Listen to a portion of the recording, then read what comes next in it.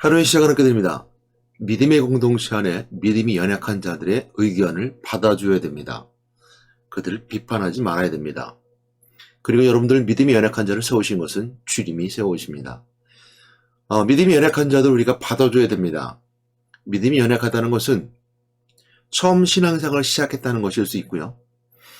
또한 믿음 생활은 오래 했지만 하나님의 만남에 강력한 만남과 또한 지속적인 만남이 없음을 통하여서 훈련을 받지 않음을 통하여서 아직 믿음이 성장하지 못한 이런 성도들이 있을 수 있습니다. 그러므로 그들을 우리가 받아줘야 된다는 것이죠. 받아주지 않는다는 것은 그들을 멀리하고 무시하고 업신여기고 비판하고 정죄하는 것을 말합니다. 믿음이 연약하다는 것은 믿음이 강한 사람이 있다는 것이고요. 믿음이 강한 사람이 있다는 것은 또한 마찬가지로 믿음에는 생명이 있으며 믿음은 크고 작으며 오늘 본 말씀처럼 연약하고 강함이 있음을 알게 됩니다.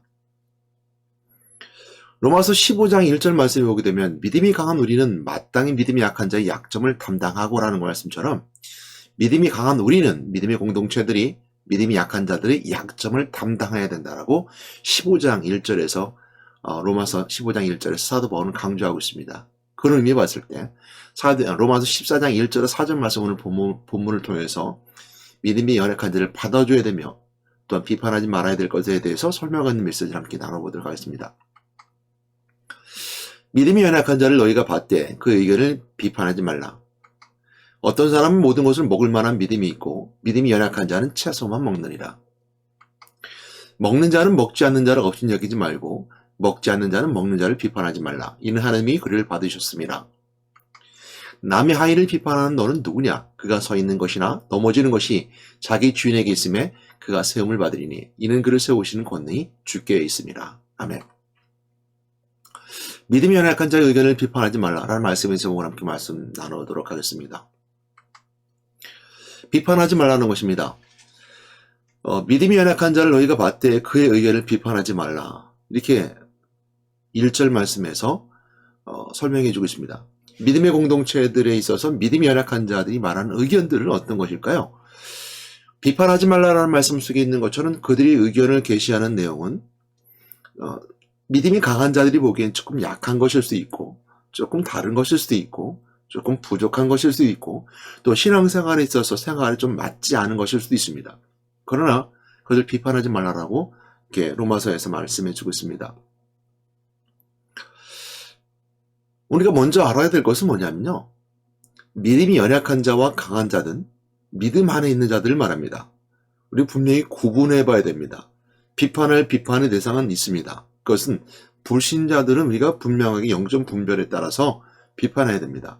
이것은 하나님의 것이 아닙니다. 이것은 교회에서 있어서는 안 됩니다.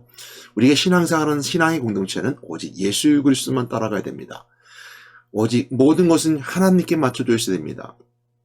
사람에게 맞춰져 있는 것은 세상의 공동체입니다. 그 공동체에서는 서로가 비판하고 비난하고 그것이 용납되고 그 안에서 서로가 이해될 수 있을지 모르지만 여러분의 비판은 하나님을 비판하는 것이 될 수 있습니다. 그러니까 비판은 하지 말아야 됩니다. 라고 분명하게 믿는 자와 믿지 않는 자, 불신자와 그렇지 않은 것에 대해서는 분명히 구분해야 됩니다. 그래서 오늘 여기 믿음이 연약한 자는 구원받을 만한 믿음 있는 믿음을 말하고 그 믿음이 순교자의 믿음처럼 갈 수 있는 아니면 복종하고 순종하는 것에 가지 못하는 도달하지 못하는 조금 연약한 자들 말할 때 말하고 있음을 알게 됩니다. 그랬을 때 비판하지 말아라. 그들을 받아주라는 것은 분명히 수용되는 메시지입니다. 그래서 1절 말씀만 가지고서 우리가 믿음이 연약한 자들 너희가 받으라는 말씀을 통해서 교환의 공동체들이 저 사람 믿음이 연약한 것 같아. 저 사람의 의견을 받아줘야 돼. 라고 말했을 때 그 믿음이 연약한 자가 믿음이 연약한 것이 아니라 이단자나 다른 생각을 가지고 있는 거라. 믿는 자가 아니라 믿음의 말썽꾸린 자나 교회 안에 그 공동체와 다른 생각을 가지고 있는 자는 받아줘서는 안 됩니다. 수용해줘서는 안 됩니다. 의견을 받아줘서는 되지 않는 것이죠. 복음주의 개혁주의 신앙에 있는 교회들의 모습은요, 큰 단점이 있습니다. 물론 장점이기도 하죠. 세상의 사람들이 교회에 비난하고 비판할 때 물질을 가지고 비판하는 경우가 많습니다. 물론 이제 교회에서 물질 때문에 또 재정 때문에 문제가 있어서 교회가 분란이 나고 어려움이 오는 건 분명히 있습니다. 그러나 대부분의 많은 교회들은요, 재직회라는 것을 운영하고 민주적인 방식으로 교회를 운영해 나갑니다. 또한 그 안에 운영회를 두든 또한 재직회를 둬서 전체적인 회의 속에서 모든 성도들이 교회에 운행되는 과정을 다 이해하려고 노력합니다. 물론 다 그런 것은 아닙니다. 깊은 내면 속까지는 우리가 운영회를 통하든 어떤 회의를 통하든 혼자만 결정되지 않고 운영하는 것이 교회의 모습입니다. 이것은 기독교가 가지고 있는 큰 장점이기도 하지만 또한 단점이기도 합니다. 그 공동체의 무리가 믿음의 사례 아닌 이단들이 들어와서 그 안에 재직을 채우고 있다면 교회는 쉽게 이단들에게 손에 넘어갈 수도 있고, 교회는 하나님께 향한 마음과 예배드리는 또한 크리스찬으로서 이룰 수 있는 생활이 아닌 전혀 다른 공동체의 모습으로 이 모습이 바뀔 수 있습니다. 예를 들어서 예배 드려야 됨에도 불구하고 예배 중심이 아닌 놀러가는 것 중심이라면 이것은 분명하게 교회 모습이 아니죠. 그래서 우리가 교회는 분명히 가야 될 길이 있고 분명히 지켜야 될 것이 있습니다. 그런 의미에서 말할 때 오늘 믿음이 연약한 자와 믿음이 강한 자, 그리고 믿음이 연약함과 강한 자에 대한 메시지는 바로 둘 다 구원의 믿음이 있는 자들 말합니다. 교회 공동체 안에서 서로가 한 믿음을 가지고 한 믿음의 대상, 오직 예수 그리스도만 바라보고 가는 자들을 말하겠죠. 그런데 오늘 이제 로마서 교회를 통해서 보는 것처럼 비판하지 말아라는 말씀 속에 있을 때 그 비판은 무슨 의미가 있을까라는 것이고요. 그것은 2절, 3절 말씀을 통해서 볼 수 있는 내용들입니다. 근데요, 2절 말씀이 이렇게 말씀하고 있습니다. 어떤 사람은 모든 것을 먹을 만한 믿음이 있으며 믿음이 연약한 자는 채소만 먹느니라. 로마서에 있는 로마 교회의 문제점이 서로가 믿음이 연약하고 강한 것에 어떤 의미가 있느냐? 먹는 음식 문제가 있구나 것을 먼저 이해하고 알 수 있게 되죠. 그러면서 3절 말씀에 먹는 자는 먹지 않는 자를 업신여기지 말고 먹지 않는 자는 먹는 자를 비판하지 말라. 그래서 비판이라는 단어가 세 번이 나옵니다. 첫 번째 1절 말씀에 그의 의견을 비판하지 말아라. 두 번째도 마찬가지인데 이건 거꾸로 말해서요. 뭘 거꾸로 말하냐면 믿음이 연약한 자는 너희가 봤을 때 믿음이 연약한 자의 의견을 비판하지 말아라. 이렇게 믿음이 연약한 자가 비판의 대상이 됐다 그러면 2절 말씀, 3절 말씀 이어져 보게 되면 믿음이 연약한 자가 채소만 먹는 자, 그러니까 어떤 사람 먹을 만한 믿음이 있어서 강한 믿음이고 믿음이 연약한 자는 채소만 먹는다. 그래서 구별된 음식을 먹는 자들이고 구별된 음식을 먹는 자들이 믿음이 연약한 자라는 것을 우리가 연결해서 보고 이제 서로 추론해서 생각해 볼 수 있을 때 그런 자들입니다. 그런데 3절 말씀을 보게 되면 먹는 자는 먹지 않는 자를 없이 여기지 말고 먹지 않는 자 누구죠? 이제 채소 외에 다른 것은 먹지 않는 것을 말하죠. 채소만 먹는 거니까요. 먹는 자를 비판하지 말라. 그러니까 먹는 자는 믿음이 강한 자는 믿음 없는 자를 없이 여기지 말고 믿음이 연약한 자, 채소만 먹는 자는 그들을 먹는다고 비판하지 말아라. 이게 설명해 주고 있습니다. 그 이유는 뭐냐면 3절 말씀에 하나님이 그를 받으셨습니다. 그러니까 하나님이 그를 받으셨음을 말씀을 통해서 믿음이 연약하고 믿음이 강함이 한 믿음의 공동체 안에 있음을 알게 되고요. 이 말씀은 오늘 먹는 것과 먹지 않는 것에 대한 메시지고 이거는 구원과 관계된 것이 아니라 생활과 연결되어 있음을 알게 됩니다. 이 말씀은 우리가 로마 교회의 배경을 이제 이해하고 봐야 되는 말씀입니다. 로마 교회에 서신을 보낸 사도 바울이 서신을 보냈을 때 로마 교회에 어떤 문제점이 있었냐면요. 로마는 그 사도행 2장에 로마로부터 온 사람들이 돌아가서 교회를 세우겠다라는 것을 알게 되죠. 교회를 세운 그 어떤 개척자의 모습은 없습니다. 그러나 로마 교회 세우게 됐을 때는 대부분이 유대인, 사도행전 2장에 나오는 복음을 들었던 사람들 대부분이 유대인들이었었고 유대인으로서 예루살렘에 와서 유월절을 지키고 온 자들이었었기 때문에 개종하고 돌아온 사람들은 유대인이라고 할 수 있고요. 유대에 있는 로마에 있는 유대 개종자, 유대인으로서 기독교 개종자를 말할 수 있겠죠. 이들이 가서 교회를 세웠을 거라고 추측합니다. 그런데 이제 유대인들이 교회를 개척하고 함께 어우러져 있었겠죠. 유대인들과 헬라인들이 있었고 이방인들이 있었겠지만 유대인들이 주축으로 교회를 운영하고 있다가 로마가 클라우디아 황제 때 로마에서 유대인들을 추방을 하게 됩니다. 그래서 유대인들이 다 로마에서 다 쫓겨나게 됩니다. 그래서 5년 후에 다시 이렇게 복귀하게 됐죠. 이제 그것이 이제 다시 한번 회복된 그 시간이 있었습니다. 그 시간이 돌아왔을 때 이제 이 5년 동안 헬라인, 이방인 크리스찬들이 교회를 운영하고 있었죠. 그런데 이들이 둘이가 서로가 이제 헤어졌다가 만났으니까 한 교회 안에서 적응하기 힘들었을 겁니다. 그것이 생활과 연결될 것입니다. 오늘날 많은 교회들이 부딪힌 문제 중에 가장 큰 부딪힘은 이제 생활이죠.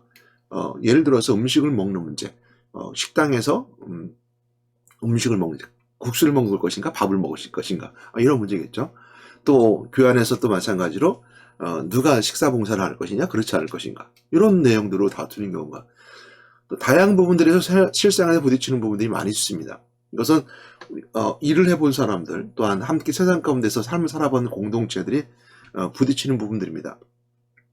동일하게 부딪혔을 거로 추측되죠. 그랬을 때 그들은 유대인들은 음식 먹는 문제, 고기 먹는 문제가 걸렸을 것이고요. 또 고기 먹지 않은 채소만 먹는 문제가 걸렸을 것입니다. 이방인들은 고기를 먹는 것을 먹었을 것이고 유대인들은 고기를 안 먹을 수도 있었거든요. 고기를 안 먹었기 때문이거죠.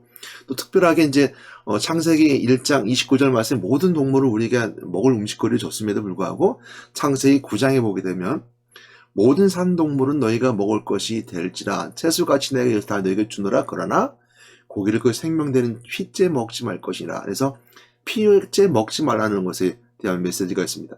그러니까 고기가 구별되고 먹지 말아야 될 것이 있었고요. 또 하나 더 보시면 고린도 교회에서 할 수 있었던 것은 고린도 교회는 어떤 문제가 있었습니까? 우상의 제물로 드렸던 음식을 먹을 것인가 먹지 말아야 될 것인가에 대한 고민이 있었죠. 그랬을 때 사도 바울은 고린도 교회에게 이제 그 서신을 보낼 때는 자유롭게 해라. 다만 믿음이 연약한 자들이 볼 때 그것이 문제가 되면 먹지 말아라. 이렇게 먹는 문제에 대한 그 비본질적인 요소들의 자유함을 설명해주고 있었습니다. 그런 의미에 봤을 때 오늘 본 말씀도 마찬가지인 거죠. 그런 부분이 부딪히고 있었고 그래서 서로가 비판하지 말라는 겁니다. 근데 우리가 알아야 될 것은 뭐냐면 비판과 비난은 분명히 구별됩니다. 정의하고 가야 됩니다. 비판은 옳고 그름을 판단하고 지적질하고 그걸 정죄하는 것을 비판이라고 합니다. 사실 어찌 보면 비판은 우리에게 힘이 되기도 하지만 사람들의 상처를 주기도 합니다. 그러니까 믿음이 연약한 자들에게 비판은 상처가 될 수 있겠죠. 믿음이 강한 자들의 비판은 스스로 비판함을 통해서 스스로에게 비판함을 통해서 바른 길로 이어져 갈 수 있는 또 힘이 되기도 합니다. 본인이 본인을 비판할 때 물론 상대방이 나를 비판할 때 문제가 될 수 있겠죠. 상처가 될 수 있을 겁니다. 사람에 따라서. 근데 비난은 뭐냐면요. 비난은 옳고 그름을 판단해서 그들을 나쁜 말로 지적질하는 겁니다. 나쁜 말로 그들에게 그 비난을 책임감을 묻는다든지 나쁜 말로 그 옳고 그름을 판단해서 지적질하는 거죠. 그래서 비난은 나쁜 말로 해서 그것을 판단하고 정죄하고 비판하는 겁니다. 비판은 그러나 그 자체만 보면 어찌 보면 새로운 나의 문제점을 밝게 드러날 수 있는 거죠. 우리가 비판할 때는 말씀으로 우리 스스로에게 비판해야 됩니다. 우리가 그걸 가져야 될 모습이기도 하죠. 그래서 서로 비판하지 말라는 겁니다. 비판하지 말아라 하고 두 번째 비판하지 말아라 나오게 되고요. 세 번째는 뭐냐면요. 4절 말씀이 이렇게 말씀하고 있습니다. 남의 하인을 비판하는 자 너는 누구냐랍니다. 그래서 남의 하인이라는 말씀을 통해서 일하는 사람들 그 하인을 비판하는 너희는 누구냐. 교회의 공동체 안에 신앙 공동체 안에 일하는 사역자들 목회자뿐만 아니라 직분자들을 비판하는 너희는 누구냐. 비판하지 말라는 거거든요. 그러면서 4절 말씀에 그 말씀하고 있습니다. 남의 하인을 비판하는 너는 누구냐. 그가 서 있는 것이나 넘어지는 것이 다 자기 주인에게 있음에 목회자를 비판하지 말라는 겁니다. 더욱더 비난하면 더 안 되겠죠. 사역자 일하는 사람들을 비판하지 말라는 겁니다. 그 이유는 뭐냐면 그가 서 있는 것이나 넘어지는 것이나 그가 믿음이 연약해 넘어지는 것이나 서 있는 것이나 자기 주인에게 있대요. 그 주인. 그러니까 우리가 처음 말씀드렸던 것처럼 믿음이 연약하든 믿음이 강하든 그것은 구원받은 구원의 믿음이고 하나님의 사역을 감당하는 사람들을 말하며 직분자들에 대해 행해 있음을 알게 됩니다. 그래서 우리가 본질적인 구원의 문제는 우리가 서로가 넘어질 것도 없을 뿐만 아니라 분명히 가야 됩니다. 그러나 우리가 넘어지는 것 중에 하나 뭐냐면 일상생활에 또한 분별되지 않는 부분들 세상과 부딪히는 문화, 또 세상과 만나는 여러 가지 공동체의 새로운 그 논리들, 이런 것들과 부딪히게 되어 있습니다. 그것에서 우리가 이제 비판하지 말라는 겁니다. 그러면서 비판하지 말아야 되는 그 배경이 뭐냐면, 그들이 넘어지고 세우는 것은 주님께 있다는 겁니다. 세워지고 넘어지는 건 주님께 있을 뿐만 아니라, 세 번째 볼 수 있는 것은 뭐냐면, 비판하지 말아라 두 번째 했다면, 세 번째는 뭐냐면 주님께서 세우신다는 겁니다. 그 4절 말씀이 그 말씀하고 있어요. 그가 세움을 받으리니 이는 그를 세우시는 권능이 주께 있습니다. 교회의 일꾼들, 목회자를 세우는 것은 주님이 세우십니다. 그들이 믿음을 떠나지 아니하면 그들을 세우시는 것은 주님이십니다. 예수 그리스도 믿는 믿음의 사람들이 사역을 감당하는 자들, 사역 속에 있는 자들은 주님께서 일으켜 주십니다. 오늘 사역자들, 직분자들에게 권면하고, 그리고 여러분들에게 말씀드립니다. 여러분이 넘어지는 것은 주님께서 세우십니다. 여러분 넘어질 땐 주님을 바라보시고 주님을 붙잡으십시오. 오직 예수 그리스도만이 해답입니다. 물론 누구나 각자 교회 공동체는 서로 각 지체입니다. 직분 맡은 자뿐만 아니라 각 지체의 역할처럼 예수 그리스도 믿는 믿음의 사람들은 누구나 다 섬기는 자, 나누는 자, 가르치는 자로서 다 지체가 되어 있을 때 그들을 세우신 것은 예수 그리스도입니다. 여러분들 넘어질 때 오직 예수 그리스도를 바라봐야 됩니다. 그리고 돌아봐야 됩니다. 내가 하나님 만나는 그 길을 열으셨던 그 십자가의 그리스도의 은혜, 내가 하나님 만나면 내 죄선을 용서하셨고 용서받았던 은혜, 나를 비판하게 만들고 넘어지게 만들고 연약하게 만드는 악한 마귀, 그거부터 이길 수 있는 힘을 주신 그리스도의 권세. 그래서 지옥 백성이 아니라 천국 백성을 바꿈을 통해서 지옥의 길을 걸어가지 아니하고 천국 길을 걸어가신 그리스도, 그 왕이신 그리스도 원세, 내가 왕처럼 은혜 가운데 살아가는 것이 바로 바르게 세워진 자의 모습입니다. 여러분들은 주님께서는 여러분들을 하나님의 아들로 하나님의 아들인 그리스도와 함께 양자 삼으시어 아들로 세우셨습니다. 한 백성 삼으셨습니다.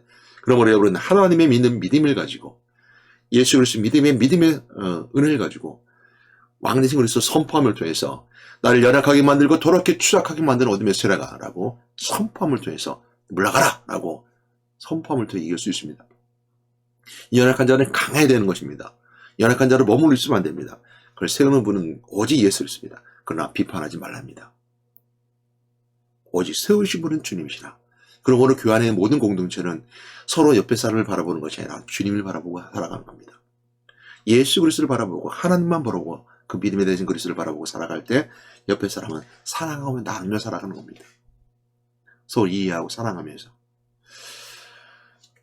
오늘 말씀 속에 다시 한번 볼 수 있는 것은 그겁니다. 15장 5절 말씀에 그 말씀하셨습니다. 믿음이 강한 우리는 마땅히 믿음이 약한 자의 약점을 담당하고 자기를 기쁘게 하지 아니할 것이라.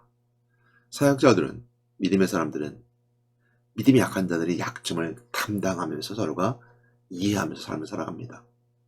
여러분 오늘도 그 섬김에 축복해 주시길 믿습니다. 다 같이 기도하시겠습니다. 사랑과 은혜가 많으신 하나님 감사합니다.